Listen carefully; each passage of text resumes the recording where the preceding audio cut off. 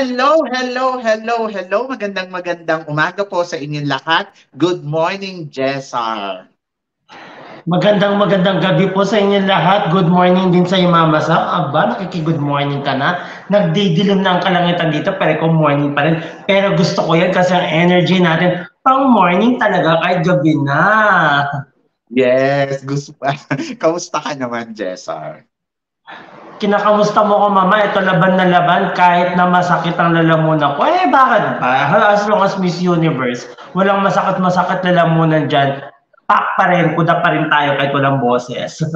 Gusto ko yan, laban yan. So, welcome sa pagbabalik mo dito sa channel ko. Siyempre, marami tayong pag-uusapan ngayon ng bonggang-bongga na maiinit Oo. talaga at maanghang. At huwag na natin patagalin, Jessar, yung chika natin kasi sobrang dami ng pag-uusapan natin. Unang tanong ko sa iyo, Jessar, siyempre, eto nga, yesterday, nagkaroon ng problema dito sa Thailand. Nag-away yung mga akla ng mga babae dito sa, ano tawag dito? Transgender na Pilipina at transgender na Thai. So, talagang grabe. Napanood mo ba yon? Ano reaction mo doon? Mama, siyempre nalulungkot naman ako doon, lalo pat ang pinag-uusapan na tinutukoy nila nag-umpisa dito, eh mga Pinoy.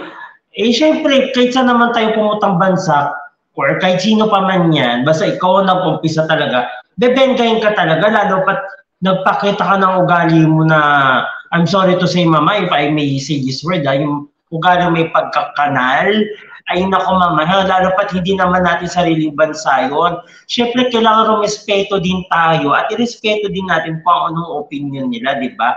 Kung ano man yung pinagsimulan niyan, alalahanin natin, tayo nag-umpisa dyan, dapat tayo magpapakumbaba doon. Lalo pat nakita ko nag-dirty finger pa sila. Isa pa yun sa pinag-uusapan. Samantalang yung trans na pinag-iinitan nila or binubuli nila, kalmado-kalmado. Siyempre, nasa sariling bansa siya, meron siyang karapatan na gawin ang gusto niya at banatan ng mga tao na sa paligid. Tayo ang makikisama sa kanila. Hindi natin soberanya yon. Lugar nila yun eh. Tayo makisama, tayo magpakumbaba at irespeto kung ano man ang sa loobin nila. Kasi at the end of the day naman, susuklian din naman tayo ng kagandahang asal din nila at pagmamalaki nila tayo na tayo mga Pilipino eh marunong makisama at marunong rumispeto sa opinion at kultura nila.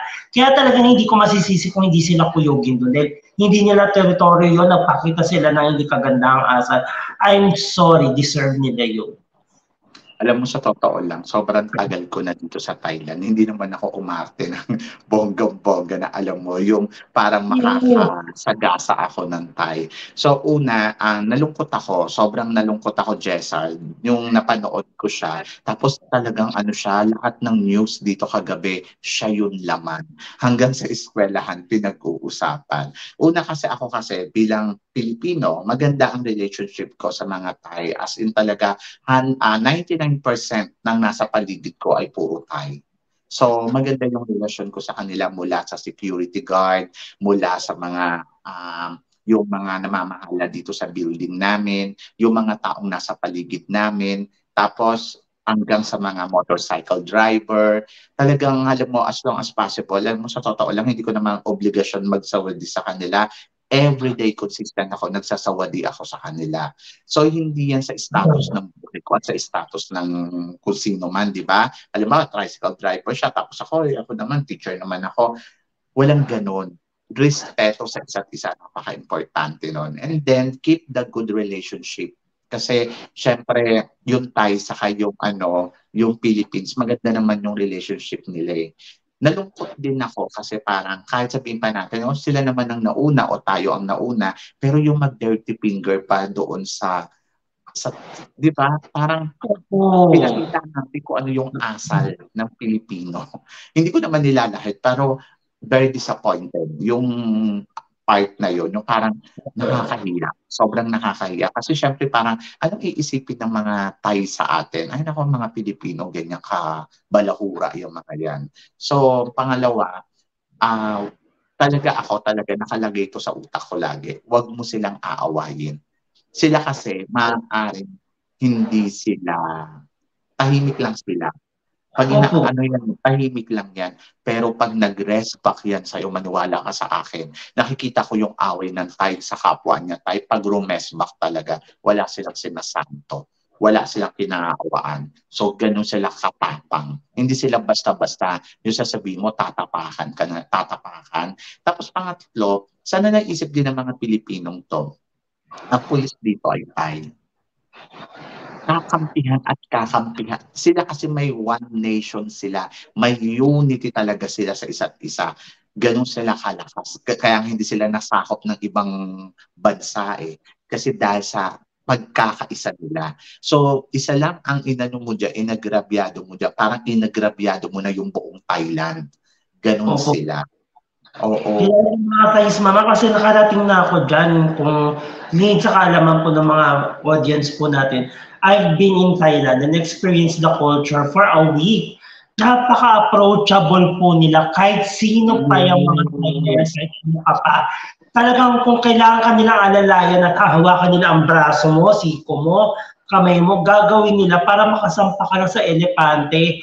Ganon sila, sobrang silang approachable. Pero syempre, you have to give them or give back a respect to them kasi kung ano yung binabalik mo sa kanila, yan ang pinagkaiba nila, doble sila magbigay sa'yo. Bibigyan ng respeto, ng kabaitan, at saka napakagala nila at saka yung ano, yung mababa lang yung boses nila, na soft-spoken sila kung magsalita. Kasi hindi sila yung, kahit ano pa yung educational attainment mo, talagang yung kanilang courteousness at saka yung kindness nila, nag-uumapaw na hindi ko po may kukumpara po talaga. I tell you, mama. Yes, yung baguhan ako dito, yung kapag may tinatanong ako na saan, paano pumunta sa ganito, kulang na lang ihatid nila ako doon sa sakayan talaga.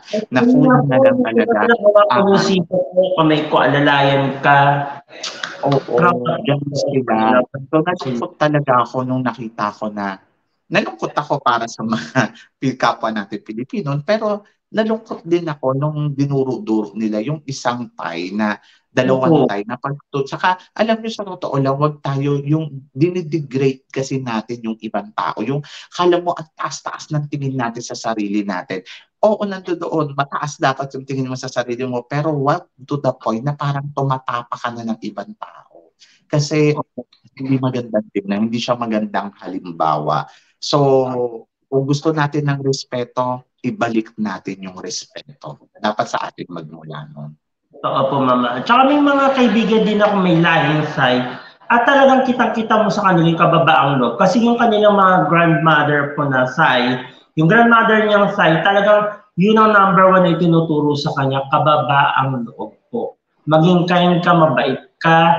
Kung kinakailangan yumuko ka ng ulo, yuko mo yan. Kasi syempre, baka ma-misinterpret ka. Yun ang sinasabi lagi sa kanya. Kaya nung pagdating nila sa Thailand, nung nakilala nila yung mga kamag-anak nila doon, talagang yun ang lagi nila sinasabi sa amin na kababaan ng loob nila, yung kindness nila, kabaitan nila, tsaka soft-spoken sila lagi. Lalong-lalo na pag may bisita po sila, talagang napakagalang po nila, mababa yung boses po nila sa pag-approach ng tao. Kaya hindi ko maintindihan na bakit kailangan maging ganun sila sa kapwa nila. Fellow trans po nila yun, kung tutusin, dapat nga po niyakap nila yan at nire-respeto din na kahit na hindi mo yan kababayan pero fellow Asian mo yon, gaganunin mo, hindi tama yun. Talagang hindi ka nila ibabalik sa'yo yung pinakitang kagaspangan ng ugali po. Totoo yan. Nakakaloka. Sobrang nakakaloka. But syempre, kanina, yung pumunta naman ako sa school, in fairness naman, yung director ko ang aga niya sinend sa akin yung pictures. Na pinicturean niya kasi ako yesterday. So sinend niya sa akin ng maaga yon. Pagkatapos, yung mga co-teacher ko, natuwa ako doon sa sinabi. Actually, hindi namin pinag-usapan. Kasi syempre, Pilipino ako, Thai sila. At news na news yon dito sa Thailand kahapon. As in talaga sa lahat ng news kagahapon, siya talaga yung topic. As in, pinakita yung video na dinuro-duro yung Thai. Tapos lahat. So, syempre, napanood ng lahat ng tao yon. Tapos natuwa lang ako sa mga co-teacher ko. Ang sabi nila sa akin, "You so kind, Sam. Don't worry. Ganon. Iba kang tao sa kanila. Tapos, yung estudyante ko, natuwa ako doon, yung bata, sabi niya sa akin, I love you. Yung, alam mo yung hinag niya ako, syempre na-touch ako na medyo serious kasi ako kagabi bago ako matulog. Kasi para sa akin, apektado ako doon sa nakita kong pangyayari. Kasi syempre, kapwa Pilipino yon. Tapos, parang ako kasi, as a Pilipino dito sa Thailand, as long as possible, gusto ko yung tingin nila sa atin, respetado. Pangalawa, gusto ko iba yun. Kaya marunong naman silang manuri. Marunong naman sila manuri na hindi porket Pilipino yung nasa news. Eh, yun din. Saka, ayun, nawala si Jess. Nalaglag siya. Doon ako napaproud po. So yun, alam mo Jessar, sa totoo lang, ako, kasi as long as possible, gusto ko kasi magmarka sa kanila ang mga Pilipino ay masipag, ang Pilipino ay mabait, ang Pilipino ay mapagmahal. Ako talaga, pinag-iigihan ko maigi yung sarili ko sa trabaho ko, sa gawa ko, sa pakikisama ko sa lahat ng tao dito. Kahit minsan dumarating na ako sa punto na nasasaktan talaga ako sa ibang actions. Pero hinahayaan ko na lang yon kasi gusto ko yung image kasi natin mapanatili na maganda sa paningin nila. At kung one day na umalis man ako or magkahiwalay man kami, sasabihin nila sa akin na yung magre-remark ang Pilipino sa kanila dahil sa akin, ganon. Pero kasi, yung napanood nila yesterday, sabi talaga, nakakaloka, sabi nga nino, ang mga Pilipino talaga, no, ang iingay, tapos ang mga asal, hindi makontrol, yung mga ganon. Sabi ko, nakakaloka. Anyway, natutuwa lang ako kasi dito sa bahay, si Nutay, ako Pinoy. Love, love, love, spread love, di ba? So, yun, nakakaloka. Anyway, ang tanong ko sa'yo, syempre ganito yung nangyayari. Alam naman natin ang Miss Universe at Miss Grand ay Thai honor. So tingin mo, makaka-apekto ba yung laban natin sa mga pageant because of this happen? Lalo na sa International Queen, Thai ang honor, and then dito sa Miss Universe, sa Miss Grand, so mga Thai honor to. So tingin mo, makaka-apekto yung laban ng Pilipinas dito sa nangyari yesterday? Siguro apektado po talaga yung mga Thai fans na tumatangkilik sa mga queens ng Pilipino dahil sa nangyari. Siyempre nga pa, alam naman natin na one nation ang Thailand, one nation, unity sila. So siyempre that is part of their culture. Pero siyempre I truly believe naman na yung tulad ng sinabi ko kanina, ang mga Thais naman marunong manuri yan. Kasi kahit sabihin mo na hindi educated yung mga yan or hindi sila nakatapos kung ano man yung naging educational attainment, ang proud naman ako sa kanila, marunong silang manuri. Kaya nilang ihiwalay yung iba't ibang klase ng tao based po sa pinapakita. Pero pagdating dito sa pageantry po, hindi naman po yun maapektuhan.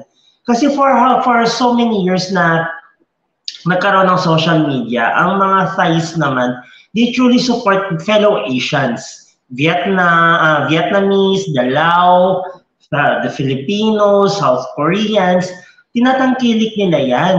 At saka kung tutusin nga pa pagdating sa pageantry, lalo na sa Miss Universe, talagang sinusuportahan nila ang Pilipino. Mas sinusuportahan nila ang Pilipino kaysa sa mga Latinas. Doon pa lang po, nakaka-proud na po sila. Eh lalo na kung dito sa Miss International Queen, di ba? Alam din natin yan na talagang powerhouse country ang Thailand. Sinusuportan din naman din nila ang mga Filipino. For sure, hindi naman sila papa-apekto dyan. Naniniwala naman ako dyan by faith. Sa Miss Grand International, for sure naman si Sir Nawat is a businessman. He don't have a kind of mindset na tulad sa mga fans na papatulan niya. Diba? Hindi yan, maniwala ka sa akin, hindi tayo makaka-apekto dyan. Maliban na lang kung ang mga queens ang magpapa-apekto sa nangyari at makaka-apekto sa mga performances nila. Yun, ibang usapan yun. Iba na yun. Siyempre, hiwalayin natin yung personalan na lang sa pageantry. Totoo. Ako, ayun, tulad ng in-example ko kanina, ako nagtatrabaho sa eskwelahan. Puro Thai doon. As in talagang 99% na parang yung 1% sa akin na lang. Ako lang yung Pilipino. Opo. Pero sabi ko nga, ang pakikisama ko ay mula sa janitor, mula sa security guard, hanggang sa pinakamataas na posisyon. Mm. Kasi hindi mo lang naman pakikisamahan dito yung mataas yung posisyon. Lahat ng tao, yung mga vendor sa labas, yung mga nagtitinda, Oo. lahat. So, lahat ng tao nasa paligid mo, motorcycle driver, at lahat-lahat at kung sino-sino. Parang ganun din lang yan sa pageant. Sabi ko nga kanina, nung dumating ako sa school, kulang na lang i-hug nila ako. So, nandoon yung ini-embrace talaga nila ako bilang Pilipino, bilang tao. So, ganun din yan din sa pageant. So, for sure, mga professional din naman yung mga may-ari ng pageant na to, hindi yan makaka-apekto sa nangyayari dito sa ano. Ang na-worry lang ako kasi, yung image natin na baka tumatak sa kanila na, mga basagulero yung mga yan, yung mga ganon. Di ba? Ano ba Pero, yung problema? so sana matapos na lang at sana syempre spread love pa din. Love, love, love. Nakakatuwa lang yung mga ibang queens na katulad sa international queens. Sila ang mas apektado. Pero ang mga pinopost nila mga photo, syempre yung pagmamahala ng dalawang bansang kung paano Opo. mag-support sa isa't isa, ang Oo. Thailand at saka ang Philippines. And then, kung may nababasa kayo ng mga something na pangit, huwag nyo nang patulan utang na loob. Ayun lang din yung panawagan ko. Kasi parang sa atin, dapat magsimula na yung spread love more than dun sa hates. Kasi hindi naman natin dapat awayin sila or hindi rin dapat na magkaroon pa ng mga alitan na ganito sa pagitan ng Thailand at saka ng Philippines. Sana Mm. panatilihin natin na love, love, love, love, love. Diba? At huwag nyo nang i-post yung mga nangyayari utang na loob. Kaya ako lalo ako kung tutusin, pwede ako maapektuhan dyan, pero hindi naman ako negative na affected dyan kasi lalo na ako may isa ako sa team ko, isa doon ay may lahing Thai. Eh yun nga, hindi niya nga ako kinakausap tungkol sa issue na yan. Di ba? Mm-hmm. Let's Good talk, relationship let's is say, important. lalong-lalo na mama dito sa corporate world, meron kami kasabihan dito, treat each and everyone here like a CEO, even the janitors here. Housekeepers should be always treated like a CEO because they deserve the highest respect from the heart. Yes. Saka hindi lang dito sa Thailand, kahit din sa kapwa natin Pilipino, Yes. respetohin natin ang bawat isa. Napaka-importante nun. Lalo na kung halimbawa, dadayo kayo sa ibang lugar. Halimbawa, taga Laguna kayo, tapos pupunta kayo ng Metro Manila, huwag kayong sisiga-siga. So, respeto. Lalo na pag umaatid kayo ng mga piyesta-piyesta. So, iwasan natin ang gulo sa atin na magsimula. Sa totoo lang, pwede naman maiwasan yan eh. Saka kung may lalo na sa mundo ng pageantry, Diyos ko, ang gugulo ng mga tao. Parang yung iba, nako, si Alexia mananalo. Yung iba naman, hindi. Actually, yung mga taga-atisa naman, in fairness naman sa kanila, medyo tahitahimik naman sila konti. Huwag masyadong warla-warla. So, kung halimbawa, nakita mo na ganito, tapos kung ayaw mo yung tahimik, it's better. Ayun yung best revenge. Tahimik ka lang. Kasi the end of the day, makikita mo naman sa dulo ng laban kung sino yung mamamayagpag talaga at kung sino yung mananalo. Lahat ng mga sinasabi natin dito, just predict lang natin yan. Hindi pa natin sure yan. So, pag dumating na yung mga talagang araw nila, nahuhusgahan na sila, doon magkakaalaman. So ngayon, Respect, the greatest revenge, mama talaga. yes. And then at the end of this story din naman, halimbawa yung maka-Alexi, pag nanalo sila, for sure naman, iisa na lang tayo, sasuportahan natin yan. 'Di ba? Kasi alam mo, ito din ang kinawo-worry ko sa Miss Universe Philippines sa iba't ibang lugar. So ngayon, maaaring, baka mamaya, halimbawa ako, taga Maynila ako, tapos sobrang halimbawa, taga Quezon Province ako. Tapos dahil galit sila kay Atisa, pag tumayo ka sa Iloilo, wag naman sanang ganon. Wag tayong humantong sa ganon. Kumbaga parang yung suporta natin sa kandidata natin, just be ang tawag sports game. Yung sport lang tayo, matalo, manalo, laban lang, gano'n. Hindi yung nakikita ko, nababasa ko, Jessar, sa comment section, grabe yung ano nila, yung, alam mo yun, yung parang pag-topic ang, si mga taga-Alexi, dami sinasabi. So, nakakaloka, nakaka-drain. Ano ba ang pinakamatinding na experience ko dyan, sabing gano'n. Hindi naman siya prototype ni Susubini Tonsi. Doon ako naloka na parang, ano ba pagkakaintindi mo? Ano ba pagkakaintindi mo? At paano mo ba iniintindi yung sinasabi namin dito? Kasi hindi naman namin inaaway si Alexi. Ang sinasabi nga namin, possible na manalo. Hindi talaga i-insist nila, hindi makaatisa ka, ganon-ganon. Ang bias nung dating yung mga ganon. So parang, saan pa kami lulugan pagdating sa inyo? Alam niyo, sa totoo lang ako dapat matuwa kayo kapag sinisita yung kandidata ninyo kasi to improve. Opo, even ni Mama, if I criticize a certain candidate, it doesn't mean ayoko sa kanya. It means to say, mataas ang expectation ko sa kanya kasi naniniwala ko na kaya niyang manalo. Yun ang punto doon. Hindi ko siya inaayawan. Gusto ko nga si Alexia Bro kasi she will make a history kung sakaling siya yung manalo, di ba? It is not about Zozibini Tonsi. It is about how she will represent the Philippines being her as Alexi Bro. Hindi yung as a Zozibini Tonsi. Siyempre, mahal na mahal ko si Alexi Bro kasi siyempre, ibang gandang ino-offer nun na wala pang sumali na kandidata na katulad niya, di ba? Saka ang pinaka nakakaloka, Jessar, eto yun, ayaw niyong masabihan na prototype. Pero ang ginawa ninyo is yung itsura, yung ayos, gano'n na gano'n. So, syempre, magkukumpara. So, this is a competition. Natural, mahahanapan talaga yan ng mga butas na parang, bakit ganyan? Ba't ganyan yung ayos mo? May nanalo ng ganyan. May beauty queen na galing na ganyan ang itsura. Tapos, ang sabing gano'n, 2017 pa daw yung gano'n yung itsura niya. But, syempre, may lumabas na ganitong looks. So, dapat ikaw yung nag-adjust, di ba? Kung ayaw mo mapagkumpara, ikaw yung nag-adjust. And then, kung ako sa'yo, ibahin ko yung ayos ko, pahabain ko buhok ko kasi pupunta ako ng pageant. Paano kasi, ang thought ko lang dito, hindi mo may iwasan yung mga tao na mapagkumpara ka. Kasi yung itsura gano'n na gano'n. But naiintindihan ko sa kabilang banda kasi you look powerful kapag ganyan yung itsura mo. Pero hindi mo masasabi yan na ayan yung unique na itsura mo kasi may gumanyan na rin. Di ba? At the same time, Mama, may nakita ako na isang post about Zozibini Tonsi. Ewan ko, hindi nila binenga pero lalo nilang pinuri. Ang sabi niya is, si Alexi Brooke daw talaga is consistent daw talaga yung kanyang styling. Talaga naman consistent ang styling kasi yun naman na talaga yung hairdo niya, di ba?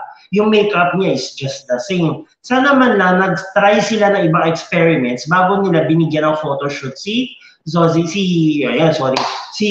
Alexi Bro. At the same time, wala namang nakalagay sa policy ni Miss Universe na bawal mag-wig. Pwede naman nila gamitan ng wig siya just for another creativity and another look, di ba? Pero alam naman natin na nagmarka na talaga siya na ganito yung kanyang hairstyle, yung kanyang look.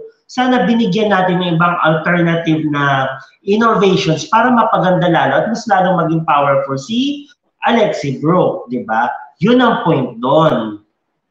And then, sinabi naman nila din na ganyan talaga yung styling niya. Ina-accept naman natin Kaya lang kasi, hindi mo may iiwasan na, may prototype siya. So ngayon, okay, ganyan yung laban ninyo, ganyan yung game ninyo. So ngayon, ang tanong natin dyan, nakakatakot. Ako to be honest, ako a little bit afraid kasi nakakapanghinayang kung matatalo. Dahil lang sa may ka-prototype siya, dahil lang na may ganito yung may ganito na siyang itsura, nagawa na yan ni ganito, ginawa niya pa. So, nakakapanghinayang kung darating kayo sa punto na baka matalo kayo. Pero sabi ko nga, at the end of the story, sasabihin ko pa rin dito, sana mali ako doon sa sinasabi ko.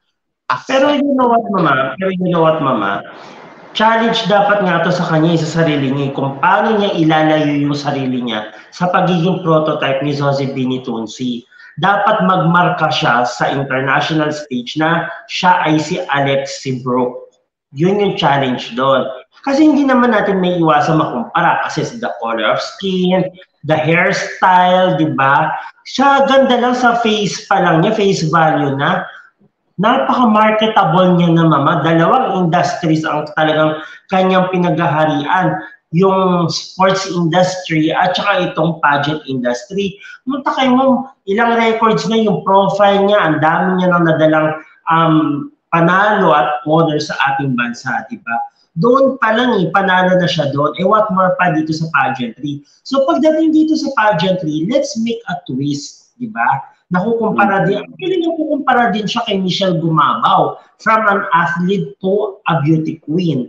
So siya kasi nakikita din sa kanyang body features na masyado siyang yung kumbaga muscular, kumbaga nagiging masculine yung katawan. Hindi rin niya sinasadya yun. Pero syempre, on her part, gumawa din siya ng ibang innovations kung paano malalayo yung sarili niya sa pagiging isang athlete to a beauty queen.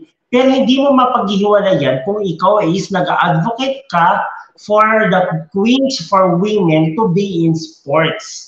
Walang masama doon. Kasi talaga empowered ka kung ikaw nag-excel ka sa sports industry. Pwede mo nga maging kabuhayan niya tulad niya. Hindi siya makakapagtapos ng college ng pag-aaral if not because of sports, because of pagiging athlete niya.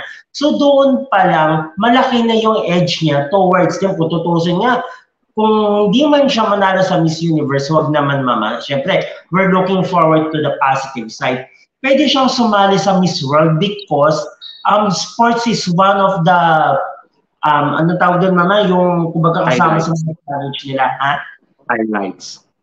Highlights din, kumbaga challenge din ng Miss World. Pwede siya doon. Gusto ko din siya doon, mama. Pwede siya mag-Miss Universe, pwede rin mag-Miss World. Doon pa nga lang nakakatuwa na kasi siya yung tipo na flexible queen na kahit saan pageant mo ilagay po, pwede. Actually, sa ganda niya, pwede mo pang ilagay din sa Miss International niya, lalo pat Miss International, they also look forward for the Black Barbies. Ang gaganda ng mga Black Barbies na pinanalo din nila, di ba, if I may say. So nakakatawa si Alexi Brooks sa totoo lang, mama. I am so much proud of her kasi ngayon pa lang talaga. I could say she is a woman to beat, kumbaga. Ako, to be honest, Jessar, uulitin ko sa lahat. Hindi ko naman sinasabi na, prototype siya, hindi na siya mananalo. Sabi ko, possible na manalo, possible din na hindi. So, ayun lang yun. So, depende yan. Lahat ng mga sumali dyan sa Miss Universe Philippines, possible manalo, possible na matalo din. Kung manalo man sila sa Miss Universe Philippines, pagtungtong naman nila sa Miss Universe stage, possible din na manalo, possible din na hindi. Dalawa lang yan, manalo or matalo, mama. Isa lang na po. Basta laban lang. Ako, sabi ko nga, impressive naman siya, malakas naman siya, may laban siya, at possible naman manalo. So yun, so clear yun. Wala kami sinasabi dito na hindi siya mananalo, ayaw namin kay ganito. Lahat ng pwedeng ma-share para kay Alexi, ginagawa namin. And then, sana naiintindihan ninyo yon. So, punta naman tayo kay Atisa Manalo. Kasi sinasabi nila, wala naman tayong sinasabi na pangit kay Atisa Manalo. Puro magaganda. Kaya nagmumukha daw tayong maka-Atisa Manalo. Anong thought mo doon? Ang thought ko doon, simple lang. Kasi maganda yung pinapakita ni Atisa Manalo. Wala naman siya pinapakitang hindi maganda. Meron man tayong hindi makitang hindi maganda. Siguro mga maliliit na details. And those details should be a room for their improvements. Diba?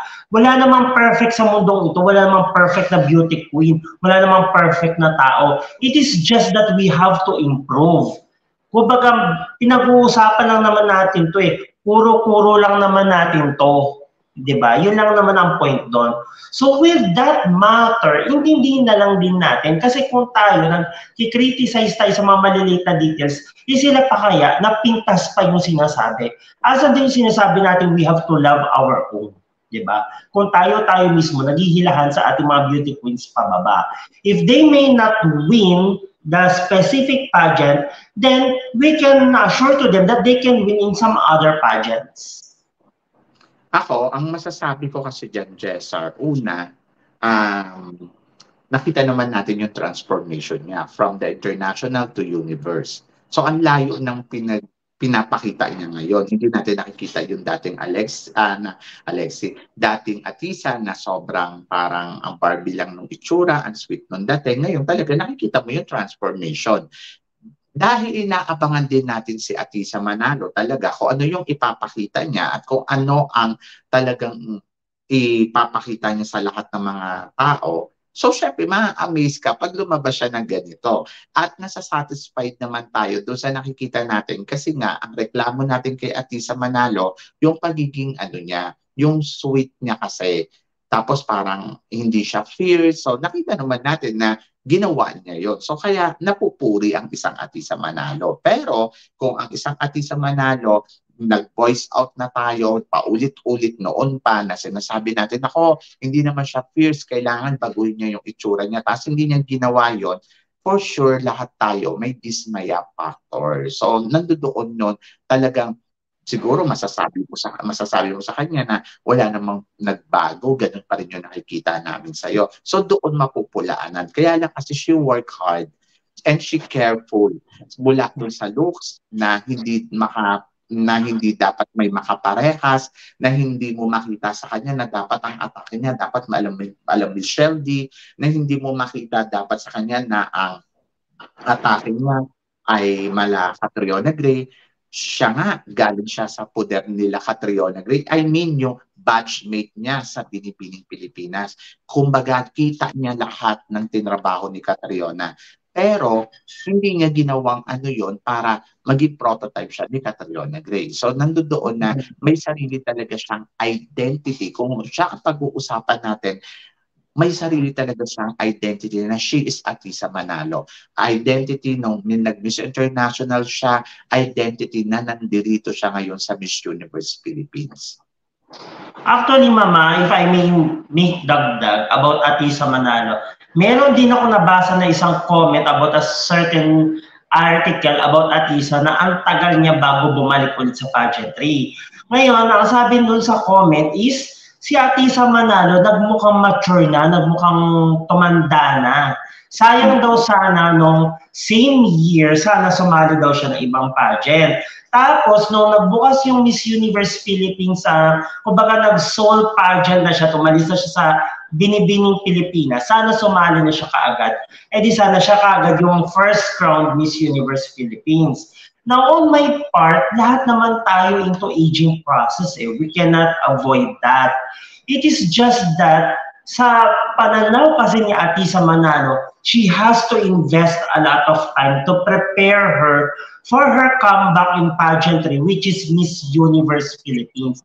Hindi naman niya akalain na hihiwalay ang Miss Universe Philippines sa Binibining Pilipinas eh. Hindi naman niya in-expect na gano'n na mangyayari. Pero syempre, dahil nga, gusto niya talagang manalo sa Miss Universe Philippines at aminado naman siya, Mama, na wrong timing yung pagkakasali niya dahil nandun si Catriona Gray. Talagang halos lahat sila, international na lang talaga yung in-expect na mapunta sa kanila. So with that matter, nag-prepare mabuti si Atisa Manalo. So we have to respect her opinion na hindi basta-basta ang pagsali dito sa Miss Universe Philippines. Unang-una, she has to be financially ready because ang gastusan dito umaabot ng millions. Diba? Kasi syempre, it's not just about the exposure, but the pageantry itself. Diba? Magiging profile niya din to. So syempre, she has to make a way on how will she solidify her advocacy when she presented and offered it to the organization. Ang daming preparation dyan, Mama, physically, emotionally, financially, stability. Those kind of preparations, lahat yun kailangan isa-alang-alang. I-detalye natin yan isa-isa. For sure yan talaga, Mama. Hindi naman din niya masasabi kung mananalo siya or matatalo eh. Kumbaga, overhype lang talaga yung mga fans niya na talagang nagkakaisa na talagang gusto siyang sumali. Pero kung sasabihin nilang gusto siyang manalo, oo naman. Even us, tayo mga pageant fanatics, all the candidates that join Miss Universe Philippines, gusto natin silang manalo, di ba? Pero yung sasabihin natin si Atisa Manalo yung gusto lang nating manalo, mahirap din yun kasi hindi natin masasabi. We don't know the play, the game, the tactics, the styles and forms ng iba't ibang kandidata. Yun, tingnan din natin yun. Kasi tulad ng pinag-usapan natin, Mama, isang pagkakamali lang ni Atisa Manalo, isang elbow lang yan ni Victoria Velasquez Vincent, ni Alexi Brooks, ni Christy Lee McGarry, yung mga frontrunners niyan. And we don't know, baka mamaya dark horse pa ang manalo, sirang-sira ang expectations at sirang-sira ang listahan natin. For sure yan, Mama, in the near future, pag-uusapan natin yung mga dark horse, the frontrunners, lalo pat ngayon, siksik-liglig tayo sa mga frontrunners, di ba? Lalong-lalo na yung mga pageant veterans. Dahil ang lawak ang lawak ng sinakop ng qualifications ni Kun An sa Miss Universe. So we have to keep an eye per specific candidate kasi hindi natin alam kung anong ino-offer niya. Kasi itong batch na to, I should say and I can say na ito yung strongest batch compared sa mga nauna. I can compare them from the other binibining Pilipinas batches na nandun pa yung Miss Universe. Malakas tong batch na to. Bakit gusto mo manalo si Atisa Manalo? At bakit gusto mo rin manalo si Alexi? Kaya ko sagutin yan, Mama, in different answers because these two girls offers different advocacies, different styles, kumbaga magkaiba yung ino-offer nilang dalawa. Hindi natin yan, Mama, maiko-compare at hindi natin masasabi na mas maganda ang offer niya, mas maganda yung offer niya. They offer equal advocacies, equal strength, equal styles and forms. Magkaiba lang talaga yung kanilang ipinapakita. Magkaiba din ang beauty, magkaiba yung physique, magkaiba yung kanilang opinions and matters. Iba yung pinapakita nilang iba't ibang stories, backstories nilang dalawa.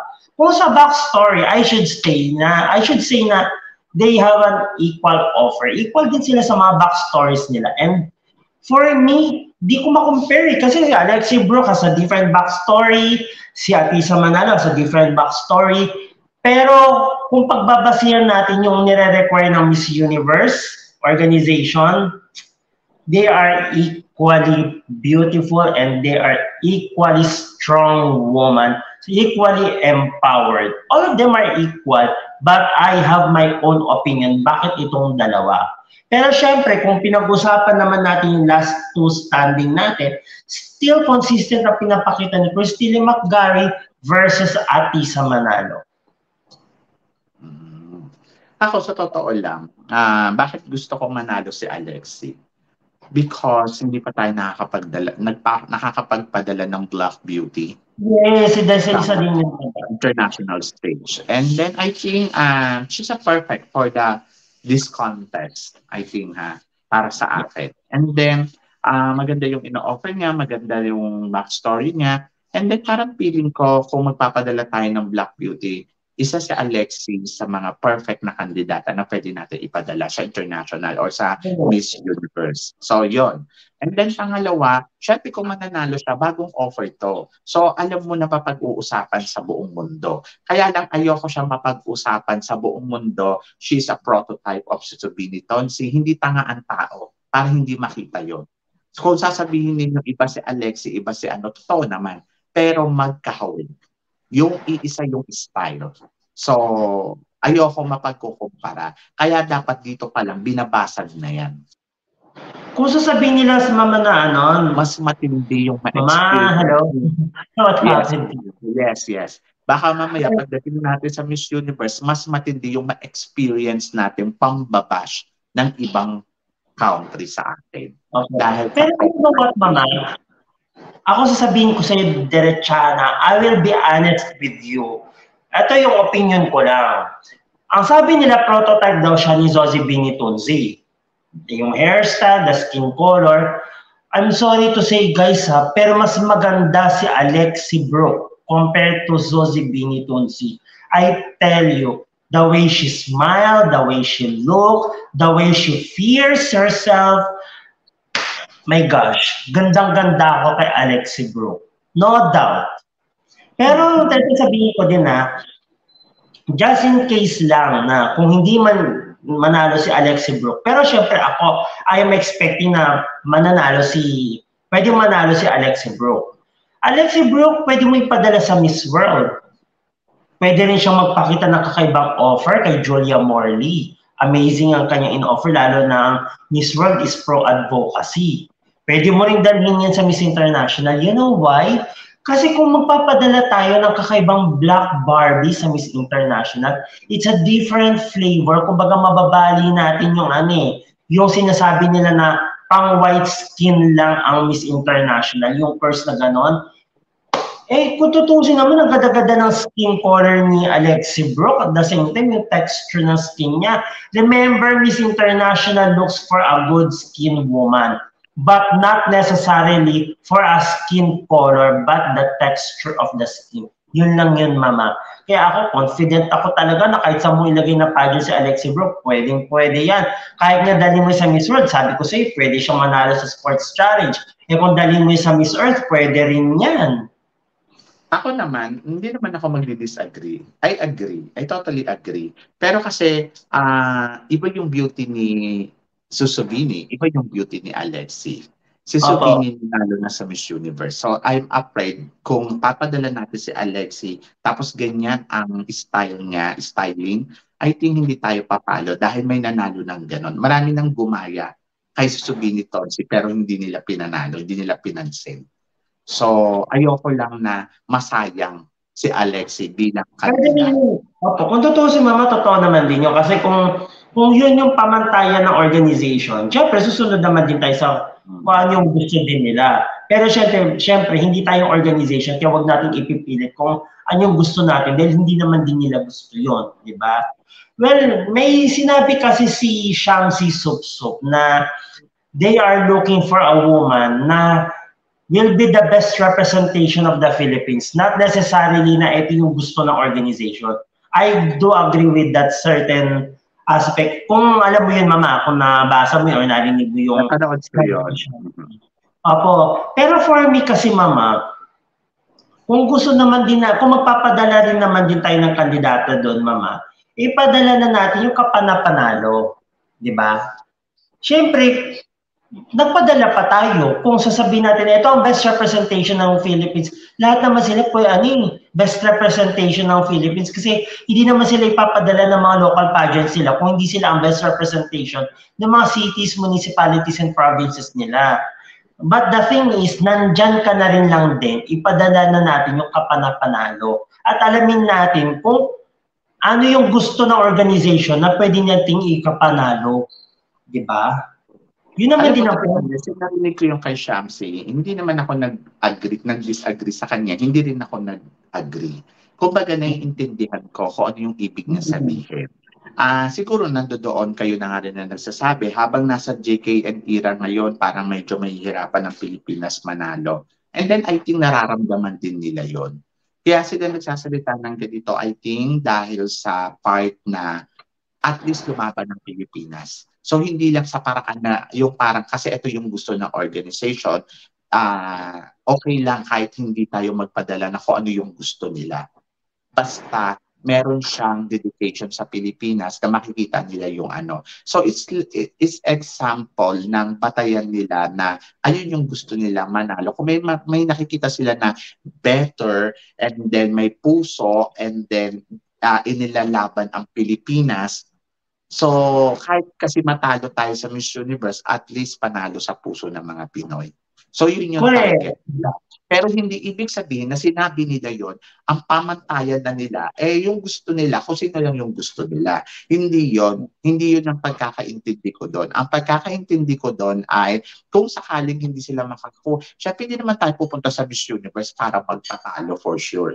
Hindi naman tayo pupunta sa Miss Universe para, sige, represent mo lang yung Pilipinas. Pupunta tayo sa Miss Universe, naniniwala ako, ang organization ng Miss Universe Philippines, gusto nilang manalo ng Miss Universe. Pero kasi, nandoon din na naiintindihan din nila na hindi tayo basta-basta mananalo. mahihirapan at mahihirapan tayo.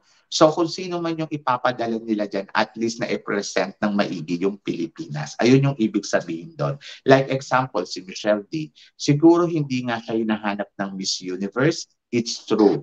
Siguro ang hinahanap ng Miss Universe is a beautiful, sexy, and then nandoon yung talagang masasabi mo na na yung body niya, lahat ng aspeto na gusto nila ay nandoon sa nanalo.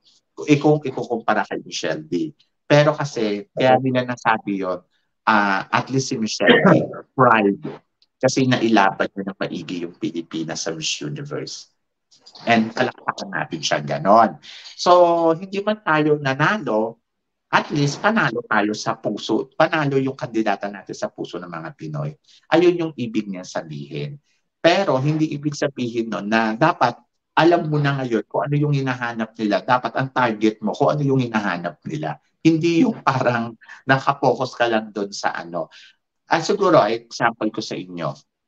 Kung magpapadala sila kasi nung like Celeste Cortesi, maganda, sexy, pero kasi kulang sa dedikasyon sa Pilipinas eh. Kaya hindi nga naipalo yun ng bonggang-bongga.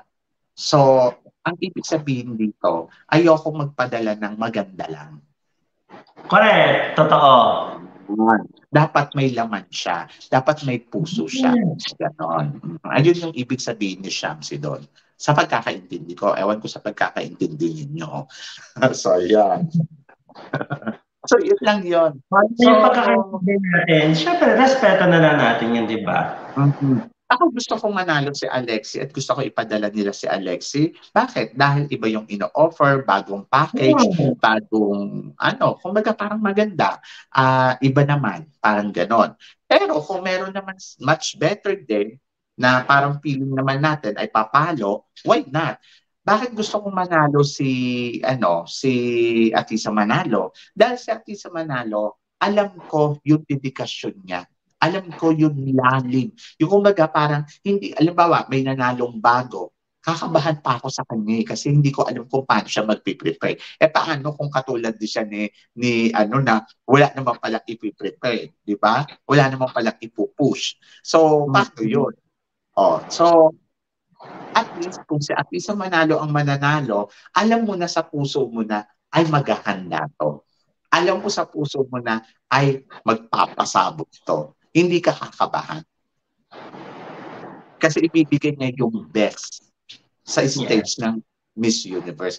Doon nga sa Miss International, di ko naman i-expect. Biglang, talagang umalinda siya, di ba? So ngayon, bakit mawawala ang tiwala ko sa isang Atisa Manalo kung nagbigay ka sa akin ng impressive na performance. So mas hakanga ako. So ngayon, mas mataas nga yung expectation ko sa kanya ngayon eh. Kaya lang yung expectation ko lagi niyang ipinibigay kung lagi niya akong ginugulat. Kaya lalong tumataas yung, oh my God. Kaya yun yung nafe-feel nila na, ay mukhang si Atisa ang gusto niya. Kasi nakikita ko yung trabaho. Nakikita ko, hindi siya nagpapabaya from day one. Until yun pinapakita nila, kaya tayo nakakapagsabi tayo ng magaganda from them. Lahat sila may masasabi naman tayong magaganda dyan kasi they have their own individual efforts para may panalo nila yung sarili nila at maging best representation ng Miss Universe Philippines. Yun lang, kailangan talaga nating mapag-uusapan din. Kung ano pa yung dapat pa nilang gawin. Hindi natin pinag-uusapan yung hindi maganda, yung mali. Kung ano pa yung dapat gawin para manalo sila. Kasi alam naman natin na may mga potential talaga silang manalo and they will be the best representation nga, di ba, ng ating bansa. So pagdating doon, syempre, titingnan din natin kung ano pa yung mga best pa na pwede nilang gawin at pinag-uusapan din natin yun as a pageant fans. Pageant fans tayo, we are fanatic and we do always look upon to that specific person, that certain person na ina-idolize natin or hinahangaan natin. Kaya nasasabi natin itong mga to. Pero hindi tayo nag-uusap, nagsasalita para lang ihatak pababa yung mga kandidata natin. Hindi tayo ganon. Hindi natin kultura manghatak ng mga tao pa ibaba. But instead, we have to help them to push very hard to win a specific competition that they are going to. Yun naman yun. As well, dito sa Miss Universe, we are doing our very best na kung mapapakinggan tayo ng organization, ano ba yung pwede natin gawin na nakikita natin na maaaring hindi nila nakikita. Maaari naman na meron silang nakikita na hindi natin nakikita na pinupuna natin ng pinupuna. At the end of the day, we the pageant fans should be united each other and be heard of the organization kung paano tayo magtutulong-tulong na makapagpadala ng best woman sa Miss Universe na gusto ng organization. Diba? Tapos, ang lagi din, syempre marami silang kandidata, hindi lang naman si Atisa, hindi lang naman si Lucy McCary. So, tignan din natin yung galing din nila. Pwede din kasi manalo ang mga nananahimik na hindi nyo alam, di ba? Biglang malimutkan Lisay pala, di ba? Malimutkan na tayong nagkamali sa mga divers na yan. Sa Black Beauty, hindi lang naman si Alexi. Kung ganda ang pag-uusapan, maganda ang ino-offer ng beauty ng Bulacan. Kumbaga, kung maganda din ang kulay niya. At may charm talaga siya. Kung parang, minsan nga pag titignan ko, para siyang si Beatrice na pinaitim. Yan din ang nasa isip ko eh. Yes, yung nakita ko yung photos niya na naka-isman, sabi ko, ang ganda ng ngiti. So yung mga charming na ganito, hindi mo pwedeng iisang tabi kasi at the end of the story, sa totoo lang, kaya importante pa rin yung charm ng kandidato. Yes, totoo yan, Mama. Kasi you know what, Mama, kung napag-usapan lang din natin si Bulacan kasi has different faces to offer. Pwede siya maging fierce, pwede siya maging charming, pwede siya maging sweet. Ang ganda eh. Iba yung ino-offer ng face value niya. Diba? Totoo siya ino-offer na maitim man siya, pero maramdam mo yung pagka-Pilipina. Yeah.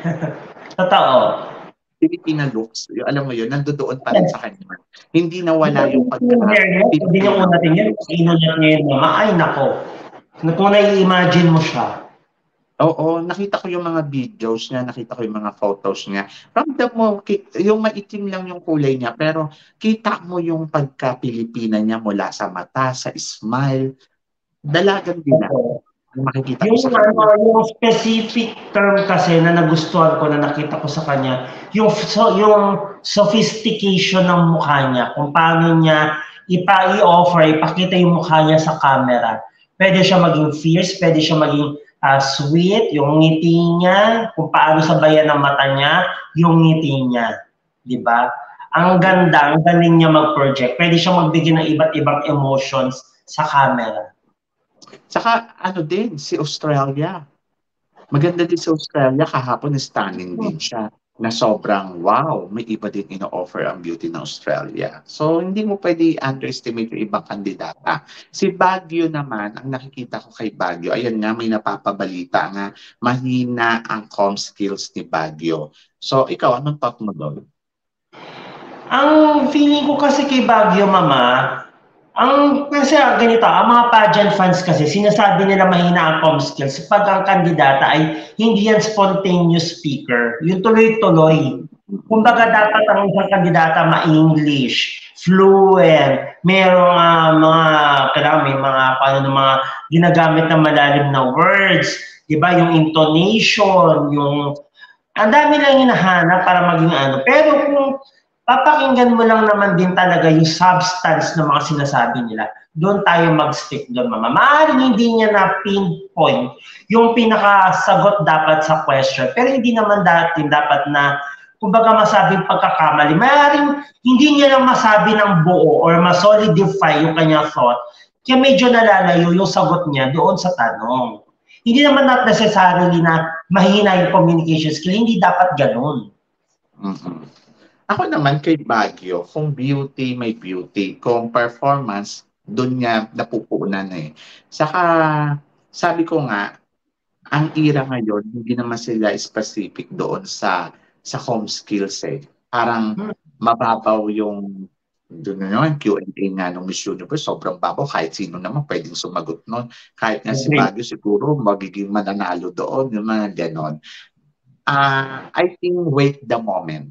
Maasyado pang maaga para sabihin natin na si Baguio hanggang dito lang yan. Masyado Pagka pang nakikita kasi ni mama, parang nagpapatikim lang sila eh. Pero hindi pa yun. Maaga pa yung laro. Hintayin muna natin na uminit pa sila ng bonggang-bongga. Ako kasi mas na tinututukan ko ngayon yung kandidata, yung styling nila. As long as possible, sana sa tuwing lalabas sila, may nakikita tayo na wow sa kanila. Hindi yung yun at yun lang yung nakikita. Kasi, syempre, pag lumaban naman to na Miss Universe, of course, kung gusto mong manalo, dapat you can change yourself na, alam mo yun, magka-transform ka talaga. Kasi, napaka-importante nun. At the same time, mama, naintindihan ko na medyo malayo pa talaga yung competition. Pero dapat ngayon kahit paano sila nagpapatikim na ng kahit konti, nagbibigay na ng magandang impression. But the thing is, they have to be consistent from today hanggang sa pageant night. Eh, kailangan consistent sila or tumataas yung improvement level nila. Hindi yung ngayon, hala sige ang pagkaka-overhype nila, hala sige yung pasabog nila, pero pagdating ng pageant night, wala na. Diba? Hayaan natin na magpakita tayo ng iba't ibang klaseng ikaw.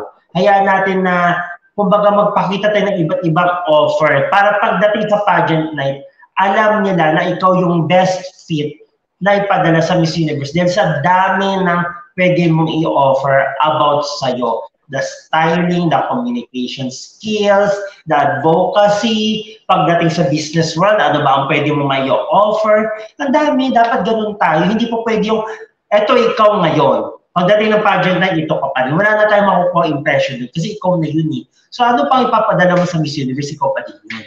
Diba?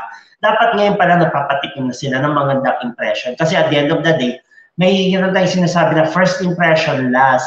So ngayon hindi maganda pinakita mo, ano pa may expect ng tao sa'yo, diba? So titingin na sila ng much better sa'yo. Dapat medyo nagno-notes tayo sa ganyang bagay. So yun yung hintayin natin, yung magkaroon pa sila ng maraming challenge and then more on activity and then magkakaalaman kung sino nga ba yung malakas. Kaya tayo challenge puro mga media presentation at saka sponsor sa exposure pala meron sila pero nagkakagulo na tayo sa kudahan, di ba? So ngayon, tignan muna natin kung ano ang may offer nila at kung paano nila ipapanalo. So masyado pang maaga. But for now, yung mga pinag-usapan natin katulad ng kay Alexi and then kay Atisa Manalo, nakatutok tayo sa kanila. Tingnan natin kung sino ang marami po tayong pag-uusapan dyan, mama. So, sa totoo lang. Ang dami-daming rarampa sa entablado. Ang dami magpapakita. Busog na busog tayo ngayong taon sa mapag-uusapan natin sa Miss Universe. Ito mga pinag-uusapan natin, mga live natin na to, patikim pa lang to based sa pinapatikim sa atin ng mga kandidata at ng organization. At huwag kayong mag-alala, magsasabi kami ng totoo sa inyo. Yeah, baka lang kayo dyan. Take it or leave it. Oo. So yun, Jessar, maraming salamat sa oras mo. Napaka-spicy naman ng ating pinag-usapan. Napaka-spicy naman ng gabing ito. Diyos ko, napaka-init. Mula doon sa nag-away na trans hanggang kay Atisa at Alexi. So, peace lang. At huwag niyo kakalimutan, syempre, respeto. Respeto doon sa respeto doon sa gusto ninyo, respeto doon sa gusto nila. So, huwag kayong mag-away-away ng dahil lang sa ganito. Kumbaga parang okay na sumuporta ka, pero huwag kayong magbangayan kasi hindi nakakaganda. Di ba? If I may dagdag, Mama, before we end our conversation, since we are talking about respect and love, right? So, ito po ang sasabihin ko po sa mga pageant fans, sa mga Samatic na yan, mga Sambrusos fanatic na yan, your fans, your subscribers. At the end of the day, hindi po ako tatagal ng 3 years or more than that years since pandemic, not because of I want to be in social media or be exposed in YouTube channel, but the respect and love that Mama Sam gave to me, as well as the respect and love that I gave to him, that he deserved, yun ang importante, kaya nagtagal po kami. I am saying multiple times that I have to preserve the brand that I have. But that brand that I am saying is not because of the brand of being who am I or being the Sambrusos angel, but the love and respect that was instilled to me as me Jezar Kilatan that I used to apply also in my work also. Hindi po ako gagamit ng space na to kung hindi po ako piniyagang gamitin ito. Hindi po ako magpapakita dito sa inyo kung ako po ay salungat sa mga puro-puro opinion ng aking mama at as well as hindi po ako magtatagal sa pageantry kung hindi dahil sa respeto at sa respect and love po sa mga opinions po namin sa isa't isa. To tell you guys, to be honest with you, wag po kayong magkakamali sa akin. Most of the time, salungat kami ni Mama Sam. But we know how to collaborate our ideas, our criticisms about the candidate. He has his own favorite candidate, and I have also mine. But based on our views and opinions about the candidates, nagkakaisa po kaming dalawa. That's how we collaborated our ideas at nakakabuo po kami ng magandang conversation para sa inyo po. That's why I always encourage you guys to comment down below kung ano po yung sa loobin ninyo at pag-uusapan din natin yan.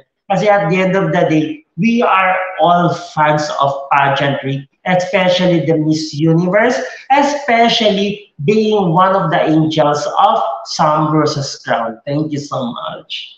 Ayun, thank you sa'yo, so Jessar. Ako naman, Jessar, ay syempre, respeto kung may opinion kayo.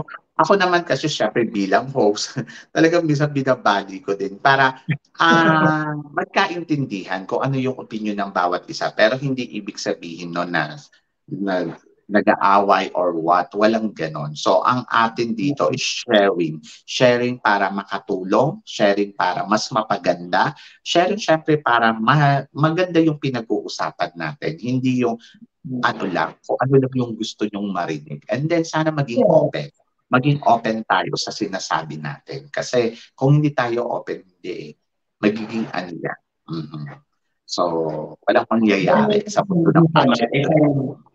If I may make dagdag, Mama, pasensya ko na kasi sobrang love kita. Ang tagal kong hindi lumabas dito, kaya hype na hype din akong magsasalita dito. Guys, to be honest with you, lumalabas ako dito sa live ni Mama Sam without anything. Wala kami pinag-uusapan na ito yung topic, ito yung sasabihin mo dapat, ganito dapat, ito yung gusto ko, no. Because of the respect, hinahayaan niya ako sumagot ng iba't ibang tanong na impromptu na lang, bigla niya na lang ibabato sa akin. Kasi, magtutunog scripted ako at hindi niyo magugustuhan ng dating nun. Hindi magiging maganda yung epekto nun sa inyo dahil hindi niyo tatangkilikin po yung mga sinasabi ko. So, kaya nagkakaroon po ng mga hindi sumasang-ayon sa akin. Meron naman din po sumasang-ayon sa akin.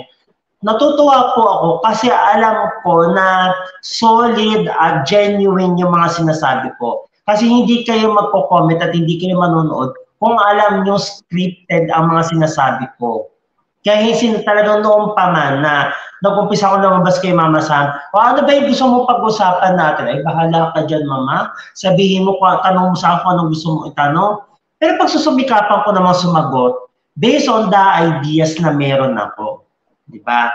So, minsan, nagkakamali din, naiintindihan ko yun dahil medyo malayo yung sagot sa topic, pero at the end of the day naman, natututo pa rin naman din ako kasi there's always rooms for improvements. And Mama Sam knows because Mama Sam loves us. Dahil hindi po magkakaroon ng Geisel Ortega, hindi po magkakaroon ng Jezar Kilatan kung hindi nagkaroon ng Sam Bruce's Count.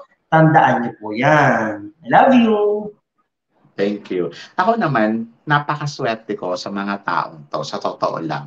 Yung nag-search ako ng dati kung sino yung mga gusto kong mag-guest na subscribers, sila yung mga taong gusto ko makakausap. Katulad nga ng sabi niya, kasi walang script, walang usapan, ano ang pag-uusapan, may connection. Automatic, alam nila kasi kung paano dalhin yung tanong ko. And then, lagi ko sinasabi sa kanila na pwede kayong magkamali sa sinasabi ninyo. But, kilala ko tong mga taong to. Sila yung mga magagaling. Sila yung mga nakikita ko na talagang mapagkakatiwalaan mo dito. Si Jessar, si Geisel, hindi ko yan nang may message araw-araw. Hindi kami nag-uusap araw-araw. Either kung sino pa man yung mga nag-guest ko dito, hindi ko ugali kasi yung makamusta ka, yung ginagawa mo, chumika ng chumika. Busy din ako, busy siya. Pero kapag nag-okay yung mga yan, o sige mama sa mag-guest ako. So wala kami pag-uusapan kung ano yung topic. Parang feeling ko namang updated talaga sila lagi. So yun lang yun. Kaya nga sila nandito kasi naniniwala ako sa pagiging authentic nila. And then, kung ano yung nakikita ninyo, yun yun. And then, wala akong hinahide.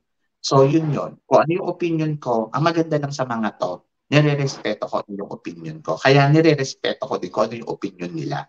Minsan mapapansin ninyo, parang nababara or nagsasapawan. Walang ganon. Siguro, naglalabasan lang kami ng opinion. Pero at the end of the story, hindi naman namin siniseryoso kung ano yun ang pag-usapan na grabe ka naman, sinapawan mo. Wala kaming ganon on backstage. So, yun. So, hindi, sa sobrang tagal na namin dito, I always try to correct para lang doon sa mga tagahanga. Pero hindi ibig sabihin. Dami ko rin pinagdaanan na correction bago naman ako nag-effective speaker dito sa YouTube. Ayoko naman yung ibabash na lang sila. Hindi po sila bayad dito. At wala akong binibigay dyan sa mga yan. Ang sabi ko sa kanila, magtrabaho kayo kasi nagtatrabaho ako. So, yon. So, ayan mga, kilala nila ako. So ngayon, ang ano ko lang dito, ayoko lang syempre na nababash lang sila ng bonggang-bongga. Kasi syempre naapektuhan din mga yan. Kinuha ko na nga lang yan dyan para may makausap ako dito. Tapos biglang bebegay ko pa ng gano'n. Ayoko naman ng gano'n. So yun. So respeto lang din sa mga nagiging guest ko. Eh itong mga to, hindi lang naman yung guest eh. Part yan ng Sambrusas. Sa part yan ng Mama Sam Vlogs. Part yan ng buhay ko. Part yan sila. Si Gaisel, si Jessar, lahat ng mga nag-guest ko dito. Hindi ko matatanggi sa inyo yun. Kasi part sila ng Sambrusas Crown. Kahit anong mangyari. So ngayon, ang akin lang, sino yung nandiyan dyan, sino yung tumatagal, sino yung sila yung mga totoong tao na nandiyan dyan. So yun, na hindi ka iniiwanan kahit anong mangyari. So ayun naman ako. Kaya yung mga yan, mawala yan ng 6 na buwan, mawala yan ng 3 buwan, basta babalik at babalik yan. So yun. So kasi busy din sila. Hindi naman po pwede na, oy dito ka, oy dito ka, oy dito ka. So channel ko to eh. So ba't hindi ako magtrabaho mag-isa dito? Pero masaya ako. I'm so blessed sa mga time na binibigay nila sa akin. So parang grateful talaga. So wala akong ibang sasabihin kundi grateful. Grateful ako kay Jessar, grateful ako kay Gaisel. At grateful ako doon sa mga iba pang nag-guest sa atin. So maraming salamat. Pero syempre hindi lang naman dito to natatapos. Marami pa tayong pag-uusapan ng bonggang-bongga. Naaayawan ninyo, kaiinisan ninyo, at mamahalin ninyo. Bahala kayo dyan. So yun. So maraming salamat. At sa lahat naman na sumusuporta dito sa channel ko, maraming salamat. Matagal na tayong magkakasama. Marami na tayong pinagdaanan. Sabi ko nga, may mga tagahanga na nagagalit sa akin. Tapos pagdating naman ng another pageant, mahal na mahal nila ako. So sanay na ako sa mundong to. Hindi na ako nagugulat sa inyo sa mga reaction ninyo. But ganun din talaga ako na hindi naman kayo siguro nagtataka kung paminsan-minsan ay nagtataray ako, nagmamaldita ako. So, yun. Normal lang yun. Mas taray niyo sa amin, guys. Huwag kayong dyan. Ako, as long as possible, yung respeto ko sa mga kandidata ninyo, i-hold ko yun ng bonggang-bongga. So, wala kayong marinig sa kakayawan ninyo dahil nagsalita ako ng pangit sa kandidata ninyo. As long as kaya ko siyang i-explain sa magandang paraan, sa maayos na salita, gagawin ko yun. So, yun. So, basta respeto lang din ang hinihingi ko sa inyo, sa mga nag-guest ko, sa mga nakakasama ko, respeto lang. Huwag naman yung brutal. So, yun. But to be honest, yung mga nagsasalita lang naman ng brutal dyan, yung mga dayo. Yung mga tipong hindi talaga sila makamamasam, hindi talaga sila makasambro sa scrum, yung mga dayo talaga. Kasi hindi pa nila alam. So kung hindi ko nakakalimutan si Matt Ruiz, isa siya sa mga inis na inis sa akin. Sabi niya sa akin, alam mo mama, sabi dati ayoko sa iyo. Si Chloe, sinabi din ni Chloe na, alam mo mama, Sam, dati ayoko sa iyo, naiinis ako sa iyo. Pero love na love nila ako ngayon. Yung mga ganon. And then si Jessar, sobrang tagal na yan sa akin. Nag-i-start pa lang yung channel ko. Andiyan na sila. Si Gaisel. So, yan din. Marami pa. Si Ace din. Wala kang pinag-uusapan na topic na, Ace, lagi nga yung tanong sa akin, mama, sa manong topic natin. Parang, ang lagi ko sagot sa kanya, alam mo na nga na hindi ako nagbibigay. Tanong ka ng tanong ang topic natin. So, pag tinawag kita, dapat alam mo na kung ano yung conversation, yung ganon. So, yun. So, magic yung natin, mama. Pang-5 na to, di ba? Kung tutuusin, di ba? We started with Rabia. Tapos sumunod si Beatrice, if I'm not mistaken, then Celeste, then MMD. Now, nakakaroon na tayo ng 5th Miss Universe. Better yet, halos Miss World pa yung inuuna natin pag-usapan because alam mo naman na fanatic din ako ng Miss World. Yes. To be honest, napakaswerte ko sa mga na-angel ko. Katulad ni Jessica at ni Gaisel, ni Ace, at saka si Daryl. Magaling din si Daryl. So, yun. So, to be honest, grateful ako. Grateful ako sa kanila. Kaya lang, syempre, nag-iiba ang mundo, naiiba din yung mga kasama mo, but sabi ko nga, hanggang sa dulo ng laban ko, kung sino yun nandiyan, ayun yung talagang loyal sa akin. So, yun. Ganun lang ang buhay. So, maraming salamat, syempre, sa iyo, Jessar, sa time mo. Alam kong naabala kita, namamalat-malat ka pa. Maraming salamat sa iyo na. Laban na. And then of course, sa lahat ng mga tumututok dito sa amin, araw-araw, lagi-lagi, maraming salamat. Sa mga hindi pa po nakaka-subscribe, please don't forget to click like and subscribe my channel. And then of course, mas marami pang talakayan ang magaganap sa amin ni Jessar very soon for sure, as long may time siya.